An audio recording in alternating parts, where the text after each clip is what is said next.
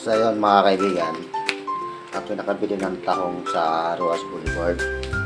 Ito mga kaibigan, no? Yan.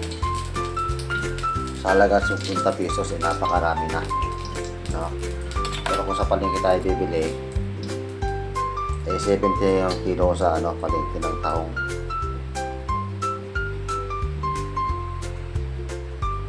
Ayan, gigisahin na natin mga kaibigan.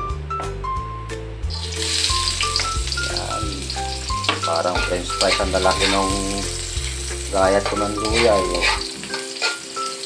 Lalaki.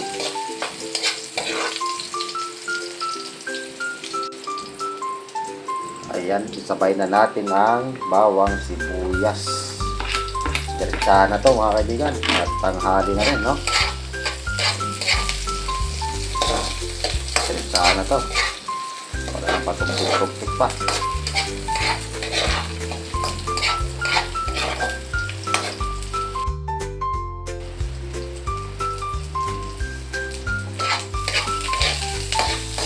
Ayan, mapula-pula na yung bawang sibuyas saka yung luya.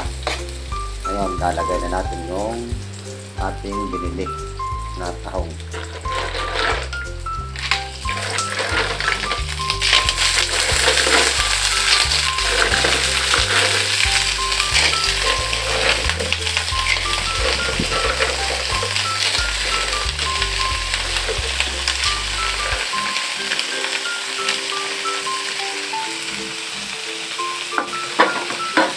Ako hindi naglalagay ng dito mga kaibigan ng asin dahil mahalap na ito pagka naluto. Nagsasa ko ito kaya hindi ako naglalagay ng asin dito. Ngayon lalagay na natin ng mati sarap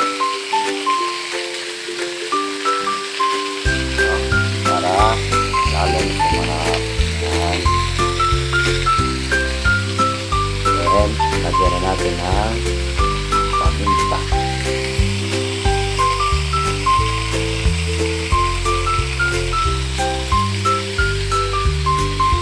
Natin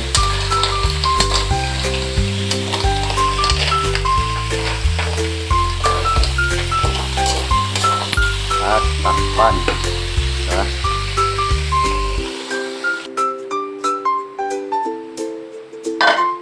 Ayan, kumukulo na. Yun, may sabaw na. Ayan, lagay natin.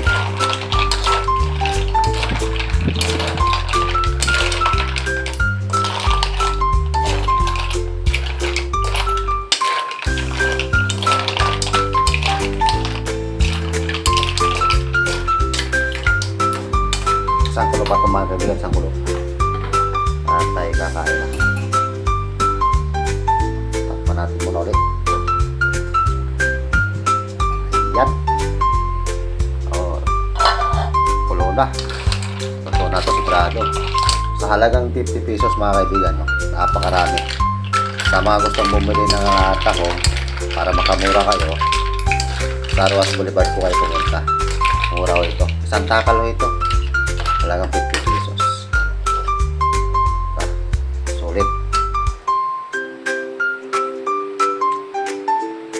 Kahit walang asin, maalat-alat na.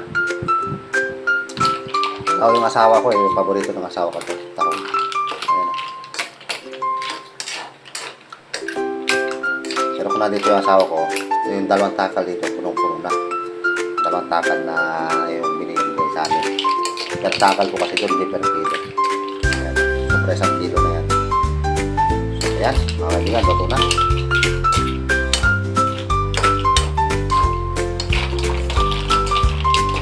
Okay guys, thank you for watching. Bye bye.